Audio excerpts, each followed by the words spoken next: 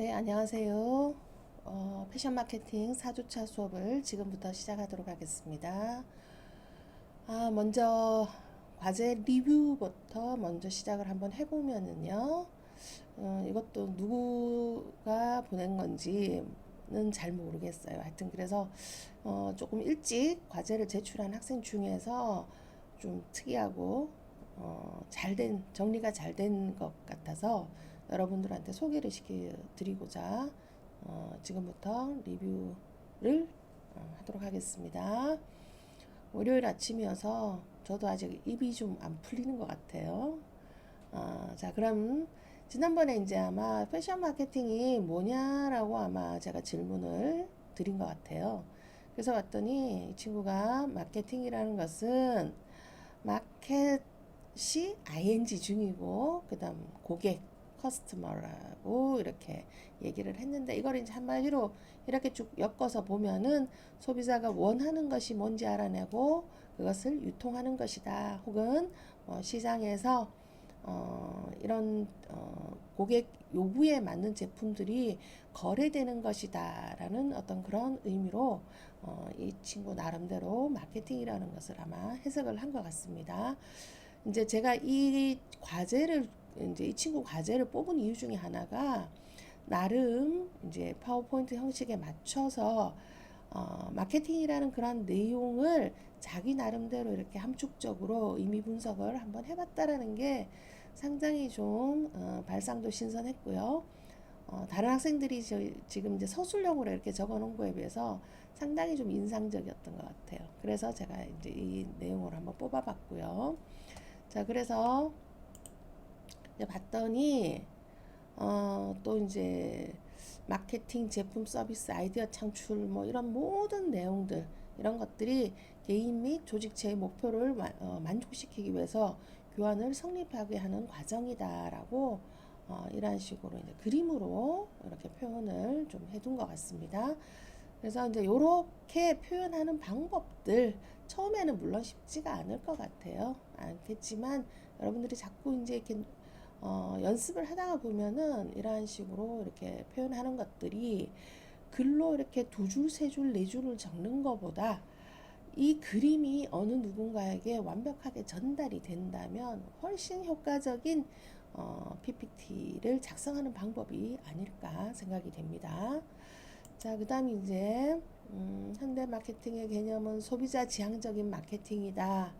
뭐 또 자사의 제품에 맞는 적정 고객을 찾는 것이 아니라 자사의 고객에 맞는 적정 제품을 본인들이 기업 입장에서 실제로 개발하고 생산해서 소비자의 요구에 맞도록 이렇게 맞춰주는 그런 소비자 지향 마케팅이다라고 이렇게 이제 표현을 해놨습니다. 내용 분석이 좀 잘 되고 있는 친구 같아요.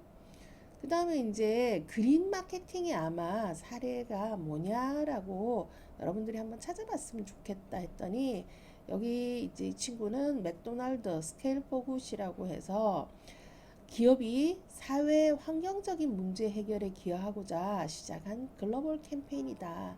사실 그렇게 우리 생각도 될 수 있는 게 맥도날드라는 어떤 이런 브랜드는 전 세계 어디를 가든지 간에 우리가 여기에도 맥도날드가 있어라고 얘기할 정도로 아주 넓은 지역에 넓은 국가에 퍼져 있는 그리고 가장 이제 어느 나라를 가든지 우리가 이색적이지 않다라고 이렇게 좀 친근하게 이렇게 접할 수 있는 그런 브랜드 중에 하나죠.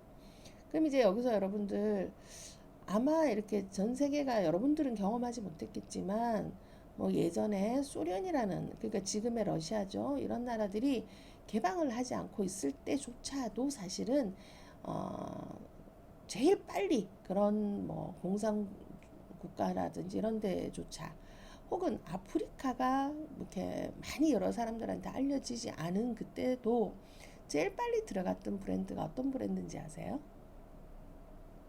자, 입으로 한 번씩 자기가 생각하고 있는 브랜드가 있으면 한번 얘기를 해보세요. 이제 코카콜라라는 브랜드예요. 그래서 이제 코카콜라가 브랜드 자산 가치가 전 세계에서 가장 높은 브랜드 중에 하나로 늘 꼽히는 이유가 아마 그럴 것이다. 그래서 유통에 관한 전 세계 어디를 가든지 간에 볼 수 있는 그런 브랜드 중에 하나가 이제 맥도날드이기 때문에 이런 지구 내의 사회 환경적인 문제를 해결하기 위한 이런 글로벌 마케팅을 펼치는 것이 당연한 이들의 책임의식이다라고 이렇게 보면 되겠죠. 그래서 이제 온실가스 감축이라든 지속 가능한 공급, 친환경 포장재, 가족 고객을 위한 소비자 입장에서의 소비자하고의 어떤 그런 약속, 그다음 지속적으로 사람에 대한 투자를 하겠다라는 어떤 그러한 이러한 맥도날드의 글로벌 캠페인의 주제들이 있네요. 그리고 이제 여기 보면은 동물 사랑하는, 그 다음에 원두 커피 같은 것들은 열대 우림 동맹을 인증받은 친환경 원두를 100% 사용하겠다. 그 다음 동물 복지 계란으로 우리는 사용하겠다라는 어떤 그러한 글로벌 캠페인의 내용을 잘 찾아줬습니다.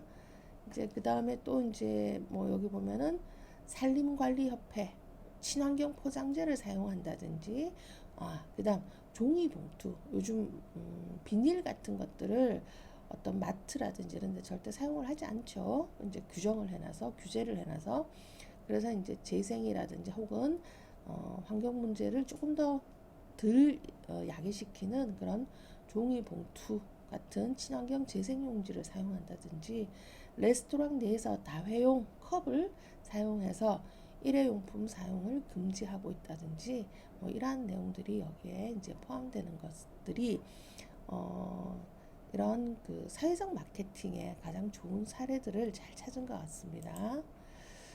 자, 그 다음에 또 이제 찾은 것들이 이니스프리 친환경 캠페인이라는 이런 것들을 해서 이제 화장품 병의 공병 수거 이벤트를 진행하는 거, 이런 것들이, 그래서 이제 이런 병을 재활용하고 해서 실제 이제 이런 생산을 위한 어떤 그런 뭐 이산화탄소량 저감 효과 이런 것들을 도모하겠다라는 이런 걸로 예시를 들어서 설명을 하고 있습니다. 자, 그래서 이제 과제 리뷰에 대한 뭐 어떤 링크 같은 것들 이렇게 해서 간단하게 지난 시간에 우리가 제시했던 마케팅의 개념이 과연 어떤 것이냐. 사실은 그 마케팅의 개념을, 기본적인 개념을 이해를 하고 마케팅 발전 4단계별 순서가 어떻게 되는지, 그 다음 그 각 단계별 마케팅의 컨셉이 어떤 컨셉인지 이것을 이해하는 것이 가장 핵심적인 수업의 내용이었다, 이렇게 얘기할 수가 있겠습니다. 자, 그러면 이번 주 4주차 패션 마케팅 수업을 지금부터 시작을 하겠습니다. 제가 이렇게 이제 하다 보니까 수업 내용을 준비하면서 이제 여러 가지를 하다가 보니까 빠뜨린 부분이 있더라고요. 사실은 지난주에. 그래서 패션 산업에 대한 것들을 제일 처음에 언급을 하면서 패션 산업의 분류에 대한 내용을 제가 빠뜨린 것 같아요. 그래서 4주차 수업 첫 번째에 지난주에 그 마케팅의 개념을 하기 전에 패션 산업의 분류에 대한 것들을 하고 지나갔었어야 되는데 그것을 빠뜨린 것 같아서 잠시 이제 앞쪽에 수업을 하고 마케팅의 발전 7단계로 한번 넘어가 보도록 하겠습니다. 흔히 얘기하는 패션의 산업이라는 것은 무엇을 얘기하는 것이냐? 유행을 따르는 상품의 생산과 판매에 관련되는, 뒤에 글자가 생략이 됐네요. 모든 그런 산업이라고 얘기를 할 수가 있겠네요. 자, 이제 이렇게 좀 수정을 하고요. 자, 그래서 이제 이 패션 산업을 좀 분류를, 우리가 워낙 분야가 방대하다 보니 이 산업을 조금 분류를 한번 해봤어요, 쉽게. 자, 첫 번째가 패션 산업군이라고 얘기를 합니다. 직접적으로 우리 옷이라는 것을, 가장 대표적인 패션 산업인 옷이라는 것을 만든다고 가정을 할 때 거기에 직접적으로 연관된 어떤 산업군들이에요. 그래서 이제 그게 어떤 것들이 들어가느냐? 파이버 산업이라고 해서 파이버라는 것은 우리 옷의 소재를 이루는 천의 가장 최소 단위를 섬유 파이버라고 얘기를 합니다. 가장 원료적인 그런 측면의 단위를. 그래서 그러한 소재, 의류 소재 산업이라고 얘기를 하고요. 그 다음에 텍스타일이라고 해서 요것은 이제 원단, 이러한 소재가 원단으로 만들어졌을 때 그 천, 쉽게 얘기하면요, 이 천에 관련된 산업을 얘기를 합니다. 그 다음에 어페럴 산업이라고 해서 만들어진 원단을 가지고 옷을 만든다. 옷을 만드는 산업을 어페럴 산업 혹은 의류 제조 산업이라고 얘기를 한다. 이제 다 만들어진 이러한 옷을 가지고 우리는 그다음 뭘 하느냐? 이것이 소비자들한테 잘 전달될 수 있도록 하는 그러한 유통산업을 얘기를 하는데, 이렇게 패션 산업군은 파이버 텍스타일 산업과 어페럴 산업, 유통산업이 다 합해져서 하나의 긴 연결고리를 가지고 있는 것이 패션 산업군이다, 이렇게 얘기를 합니다. 그러면 옆에 이제 이렇게 보면은 업스트림, 미들스트림, 다운스트림이라는 용어가 있어요.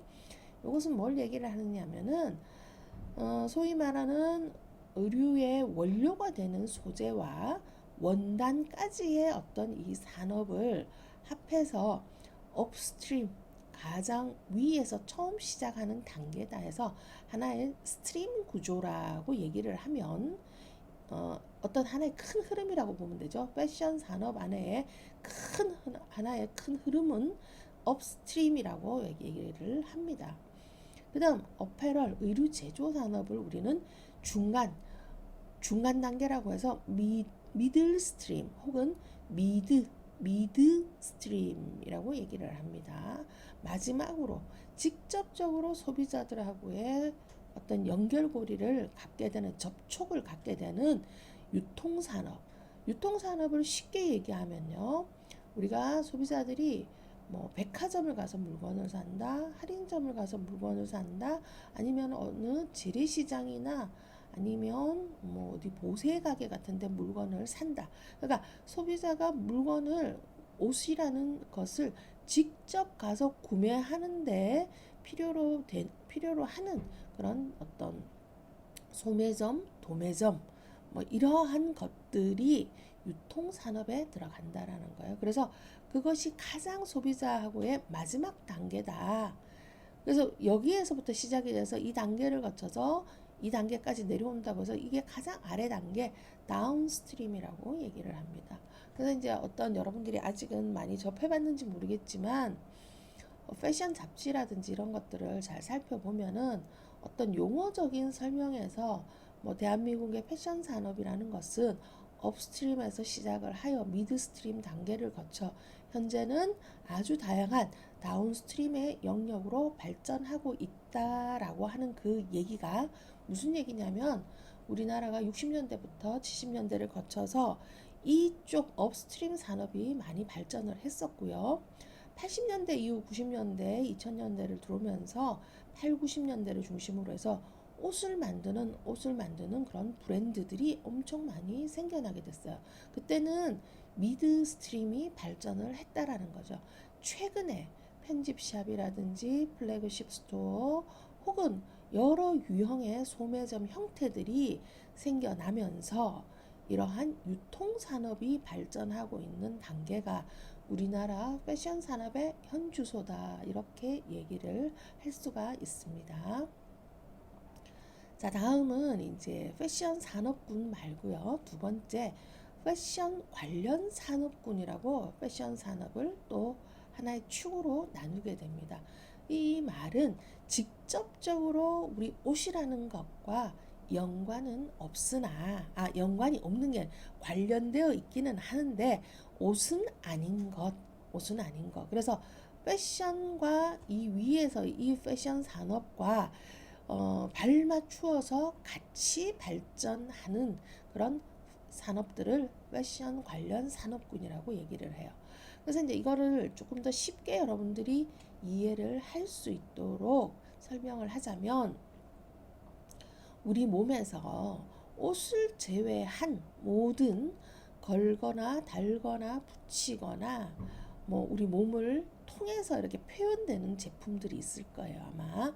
그래서 그런 것들이 어떤 거냐면은 액세서리라든지 신발, 안경, 가방, 모자, 심지어는 우리 얼굴을 꾸미게 되는 그런 화장, 메이크업 이런 것들까지, 혹은 우리의 몸이 머무는 환경에 해당되는 인테리어까지가 다 패션 관련 산업군이다. 그래서 우리 몸에서 옷을 제외한 나머지 모든 관련된 상품군이 어디에 들어가느냐?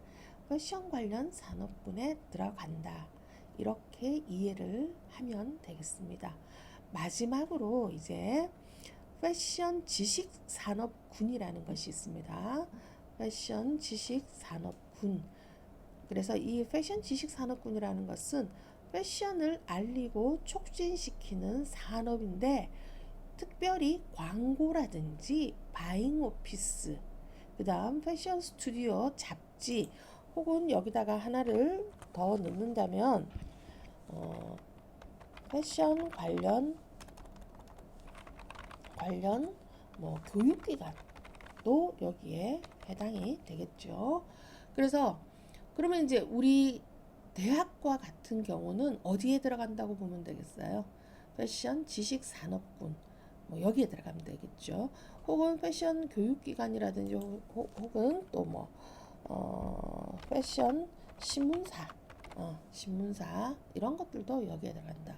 그래서 패션에 관한 정보를 제공을 해주거나 혹은 뭐 광고, 바잉 오피스라는 것은 뭐냐면은 어떤 컬렉션이 아니죠. 박람회라든지 이런 데에서 제품을 사고 파는 과정에 이러한 중간 역할 단계를 해주는 것들, 그 다음에 뭐 박람회 개최 기획이라든지 이런 것들을 해주는 뭐 그런 것들이 여기에 해당된다. 이렇게 보면 되겠습니다. 그래서 이제 마지막으로 이제 결론을 보면, 패션 산업이라는 것은 패션 산업군과 패션 관련 산업군, 패션 지식 산업군, 이렇게 크게 세 가지로 구분이 되는데, 각 영역별 내용은 이렇게 해당하고 있다. 이렇게 기억을 하면 좋겠습니다. 자, 그러면 여기서 가장 중요하게 생각되는 패션 산업군에 대한 내용을 조금 더 살펴보면은요. 자, 이제 패션 산업군의 구조, 패션 산업의 구조라고 이렇게 얘기를 하는데, 여기에서 이제 피라미드형으로 이렇게 이제 그림을 그리고요. 원사, 메이커, 원사라는 것은 실을 얘기하는 겁니다. 그러면 원사 이전에 원재료가 또 있겠죠. 원재료라는 것은 예를 들면 면직물을 만드는 원재료는 커튼, 목화가 있을 거고요. 그 다음에 뭐 마섬유는 마에서 물론 출출이 되고, 양모라는 것은 어디? 양털. 그 다음 견섬유라는 것은 누에고치가 천연 섬유 중에서의 어떤 그런 가장 중요한 원재료가 되는 겁니다. 그러면 이제 그런 원재료들이 있으면 그것이 뭐가 되는다? 실이 만들어지고요. 원사 메이커가 되고요. 그 다음에 이제 이런 것들이 또 어떤 단계를 거치게 되느냐 하면은 방직이라든지, 요건 제작이 아니고 재직이라고 얘기를 합니다. 방직 혹은 재직 과정을 거쳐서 이게 실이 직물로 짜여진다라는 것을 재직한다라고 얘기를 해요. 방직, 재직이라고 얘기를 해요. 그래서 이제 이게 원단이 되게 됩니다. 원단. 옷을 만들게 되는 원단을 만들게 되는 거. 이까지가 업스트림 단계에 해당이 된다. 아까 앞쪽에서는 어떻게 표현을 했냐면은 파이버 산업과 텍스타일 산업, 파이버 산업과 텍스타일 산업이라고 우리가 그렇게 설명을 했습니다. 그래서 원사에서 반제품, 원단이 만들어지는 이 단계들을 우리는 뭐라고 한다? 업스트림의 단계다라고 얘기를 합니다. 자, 그 다음에 이제 어페럴 메이커, 옷의 브랜드를 만드는 메이커에서 옷을 만들게 된다라는 거죠. 그래서 2차 제품 메이커 혹은 옷으로 완제품의 단계가 된다라고 해서 이거를 미들스트림이라고 얘기를 하고, 우리는 줄여서 이것을 미드스트림이라고도 얘기를 합니다. 미드스트림. 자, 이제 마지막으로 다운스트림의 단계인 도소매상, 특히 소매상의 개념이라는 것은 소비자가 직접 가서 물건을 살 수 있는 어떤 그런 곳이 소매상입니다.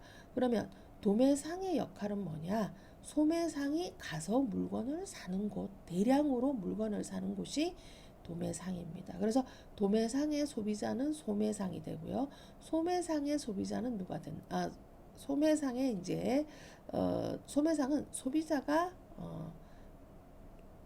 그 소비자의 역할을 하게 되는 거죠. 그래서 소비자가 직접 가서 물건을 사는 곳이 어디냐? 소매상이다. 그럼 소매상에 가서 물건을 사는 것은 어디냐? 도매상이다. 이렇게 개념을 잡고 다운스트림 영역에는 도소매상이 포함이 된다. 그래서 이제 이러한 소매점의 역할을 하는 것이 뭐냐? 백화점과 전문점과 할인점과 재래시장, 기타 등등 요즘은 엄청 많은 소매상의 유형들이 발전하고 있는 단계가 이 단계다. 그래서 현재 우리나라의 패션 산업의 단계는 어디에 와 있느냐?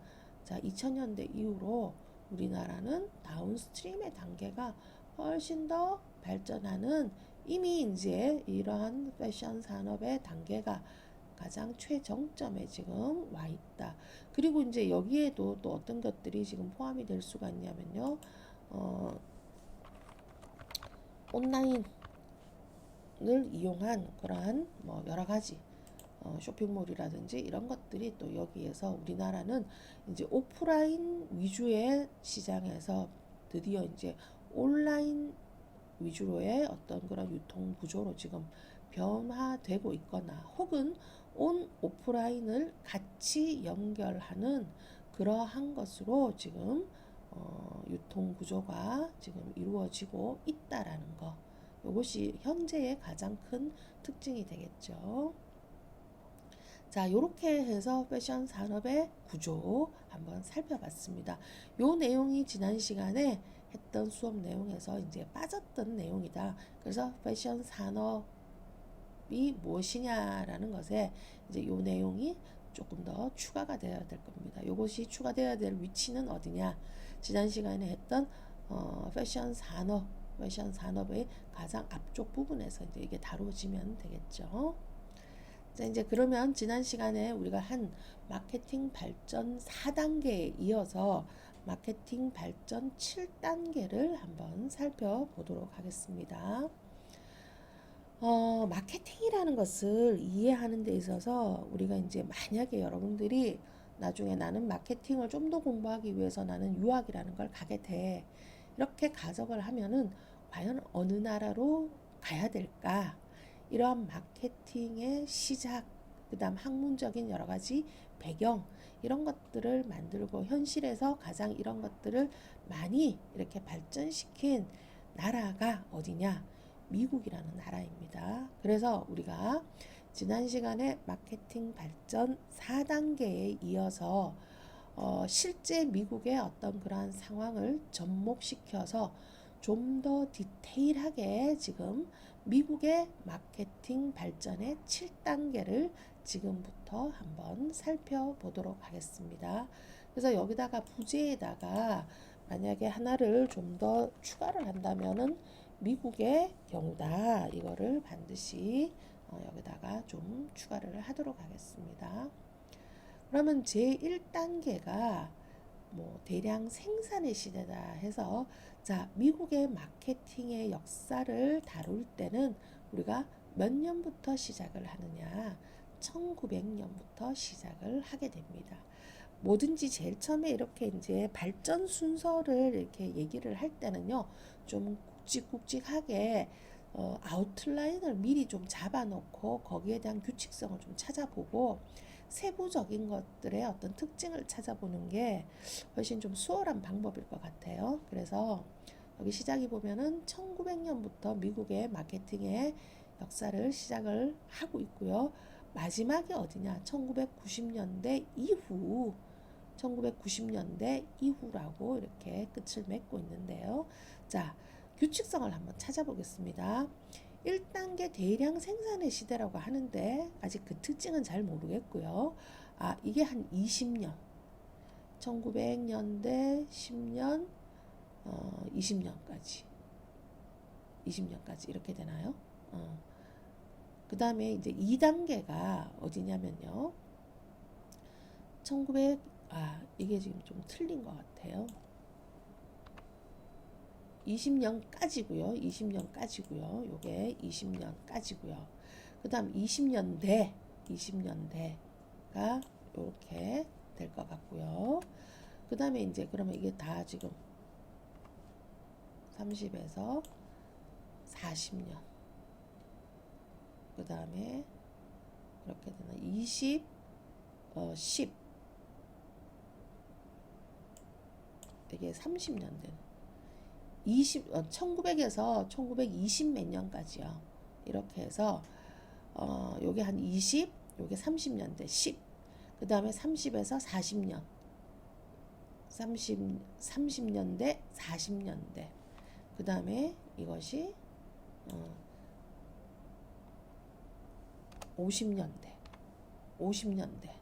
50년대가 되고요. 그 다음에 이것이 60년대. 요것이 70년대, 요것이 80년대 이후 이렇게 수정을 좀 하도록 하겠습니다. 자, 그래서 이제 다시 한번 정리를 하면요. 1900에서 20년대까지. 그 다음에 요거는 30년에서 40년대까지. 그러면 이게 어떻게 되나요? 20년, 10년, 20년, 10년, 10년, 10년, 10년 이런 식으로 1단계가 이게 좀 더 많죠. 1900년, 10년, 20년. 아, 그러면 얘가 한 30년대가 되겠네요. 그래서 얘가 좀 제일로 길고요. 그 다음 이거는 10년이고요. 유통시대가. 그 다음 세일즈 지향시대가 얼마? 20년 정도가 되고요. 그 다음 마케팅 컨셉의 시대가 50년대 한 10년. 그 다음 마케팅 정보 컨셉이 10년, 에콜로지가 10년. 그 다음 전략적 마케팅이라고 하는 것이 80년대 이후다. 이렇게 설명을 할 수가 있습니다. 그러면 요 각각의 시기별 순서에 대한 것과 함께 각 시대별 단계별 특징을 한번 살펴보도록 하겠습니다. 자, 여기서 이렇게 보면은 여기도 이제 요거를 요렇게 좀 수정을 해야 되겠네요. 20에서 30, 30에서 50.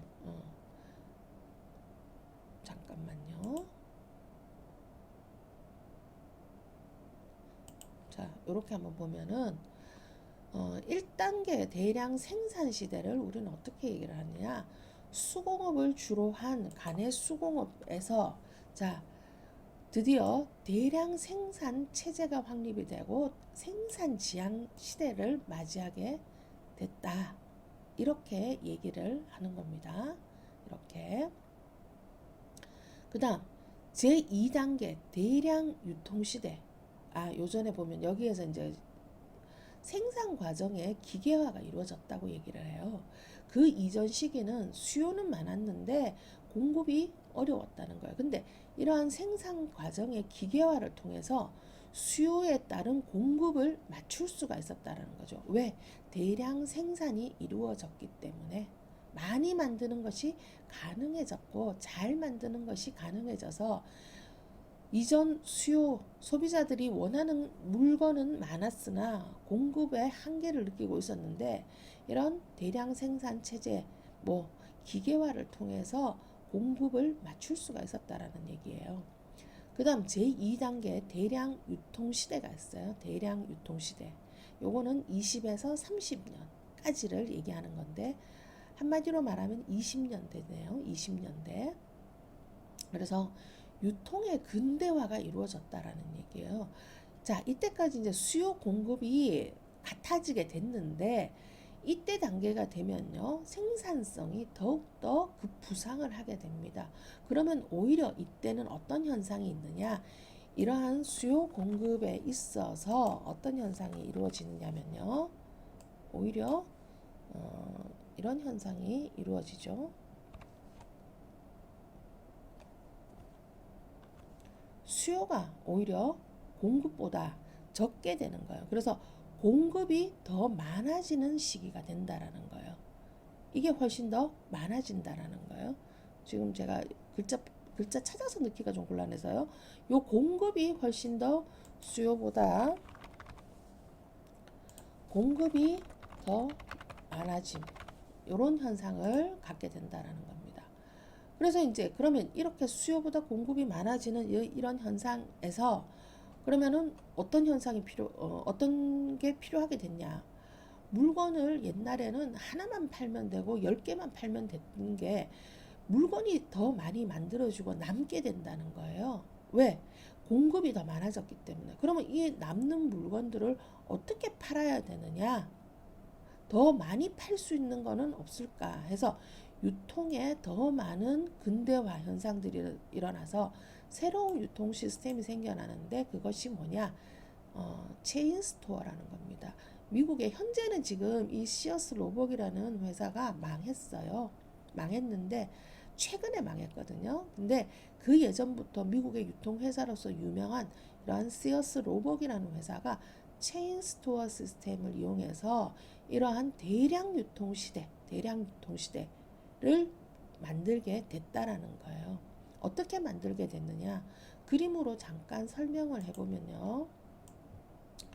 자, 이렇게 체인 스토어에 본부가 있습니다. 있으면 전국에 흩어져 있는 체인의 어떤 잠시만요.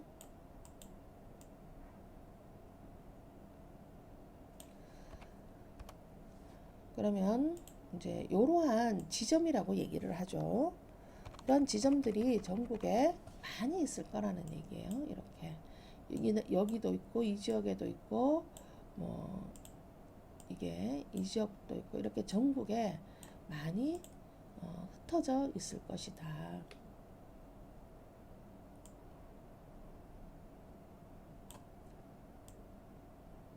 이렇게 막 흩어져 있는데 근데 이제 이 체인스토어라는 걸 좀 쉽게 설명을 하면요.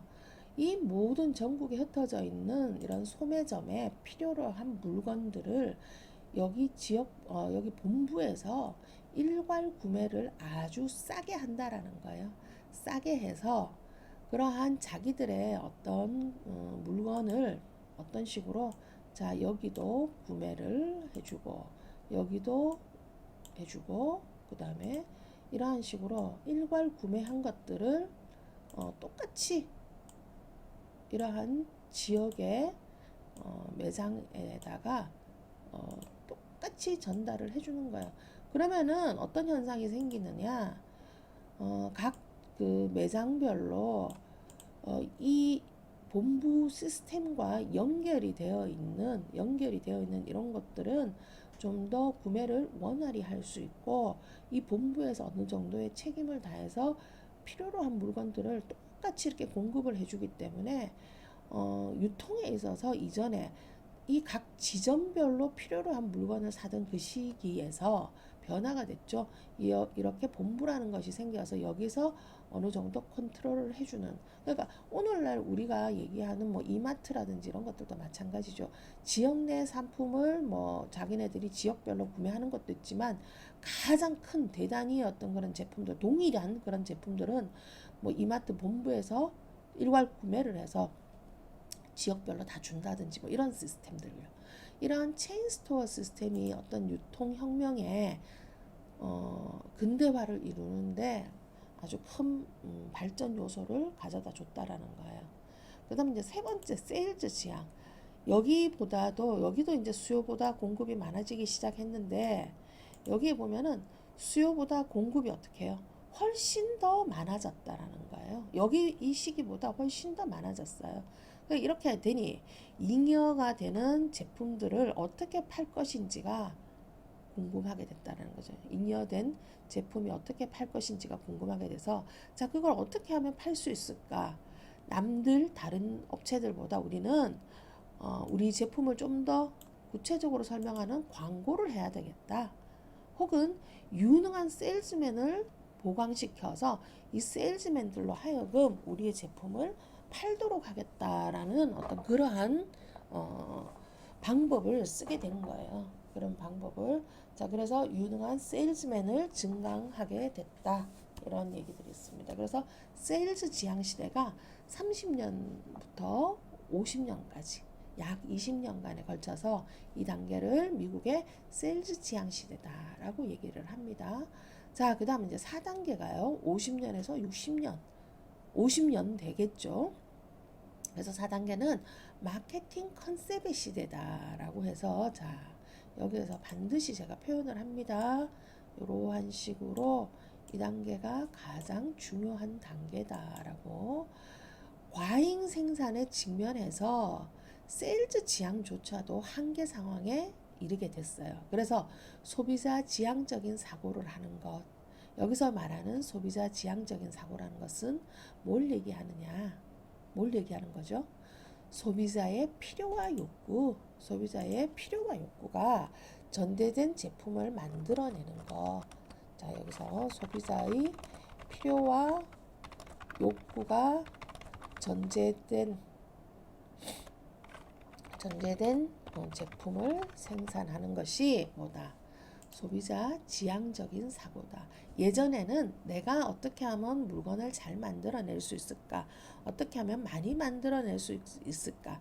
어떻게 하면 이것을 많이 팔 수 있을까라고 고민을 했다면 이 단계에서부터 비로소 누구를 의식하기 시작한 거예요?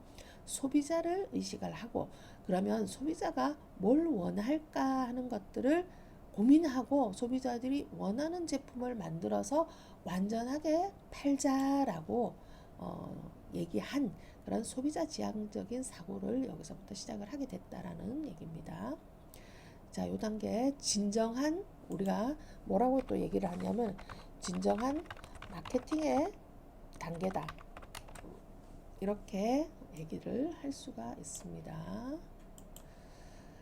자, 그 다음 이제 5단계를 넘어가 보면요. 마케팅 정보 시스템 시대라고 해서 말은 많이 깁니다만 여기는 이러한 마케팅 단계에 컴퓨터가 도입이 된 것, 어떤 사무적인 용도 뭐 이런 것일지라도 컴퓨터가 마케팅 활동에 도입이 되게 된 단계를 우리가 마케팅 정보 시스템 시대라고 얘기를 합니다.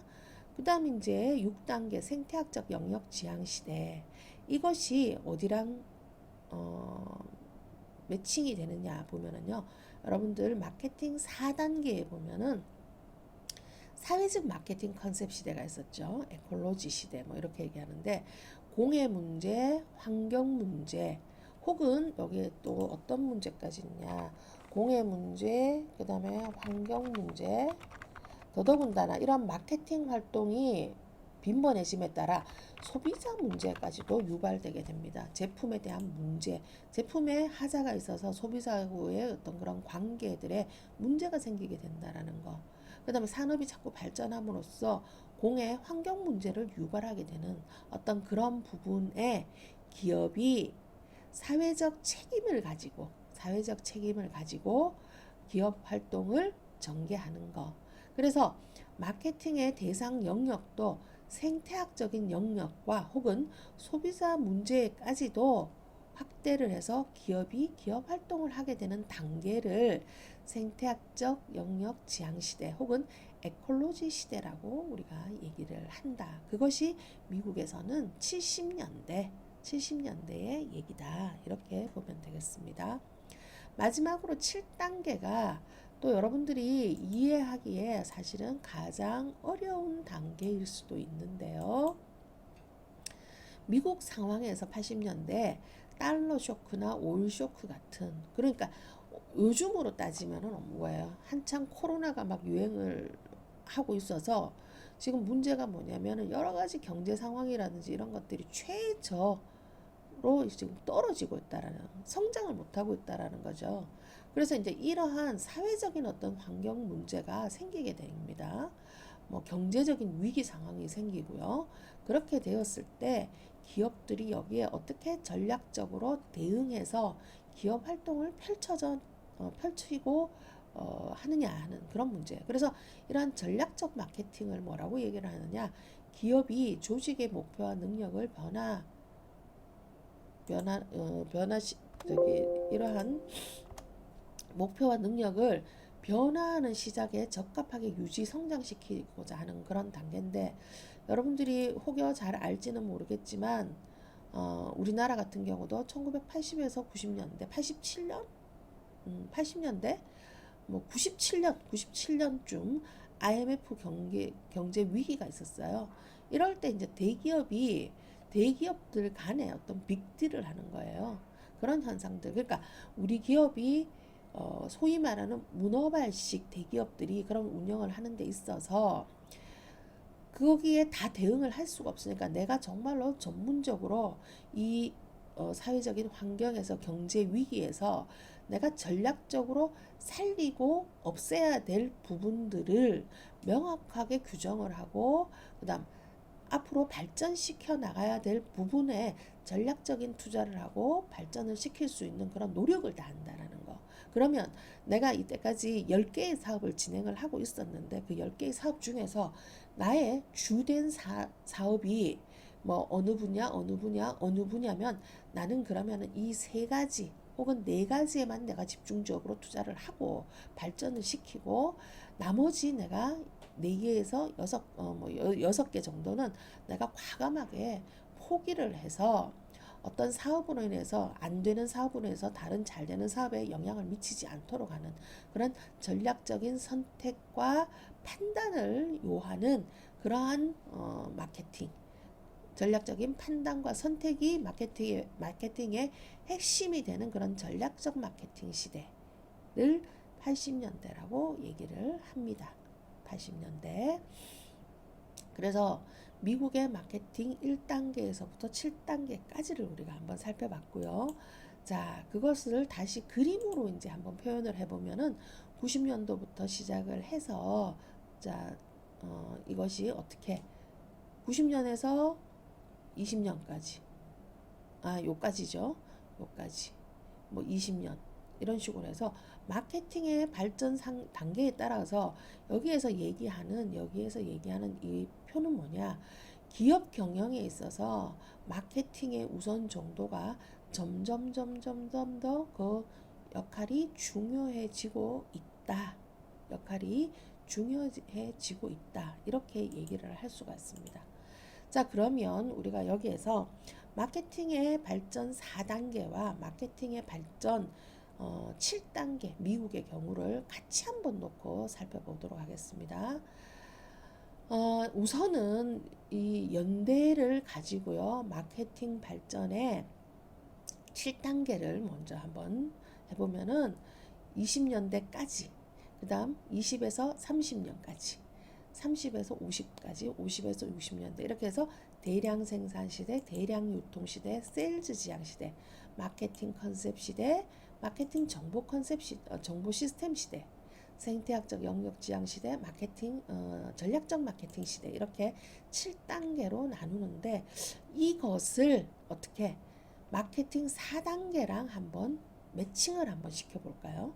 그러면 대량 생산은 마케팅 4단계 중에서 생산 지향 단계에 들어가고요.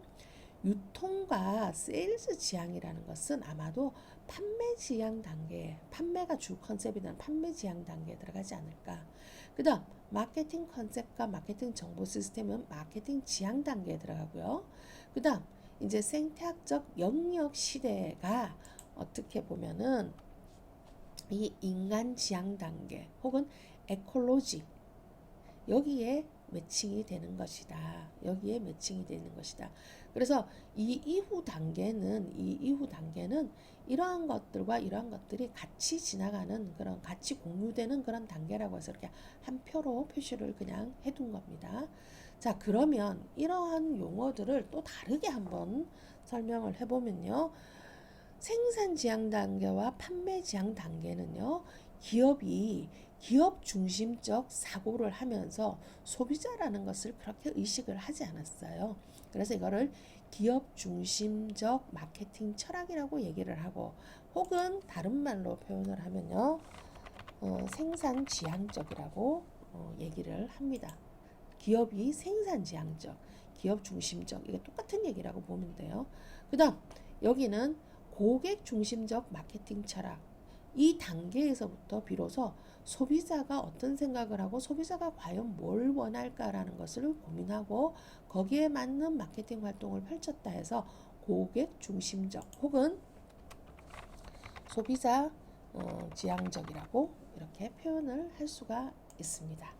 그럼 이제 6단계는 뭐예요? 인간지향적 혹은 생태학적 영역 지향, 인간지향 혹은 뭐 다른 말로 하면은 에콜로지 시대 뭐 이렇게도 표현을 하고, 여기를 사회지향적 마케팅 철학이라고. 자, 그래서 어떤 마케팅의 관점에서 보면은 기업 중심 마케팅 철학에 발전해서 고객 중심 마케팅 철학으로 오고요.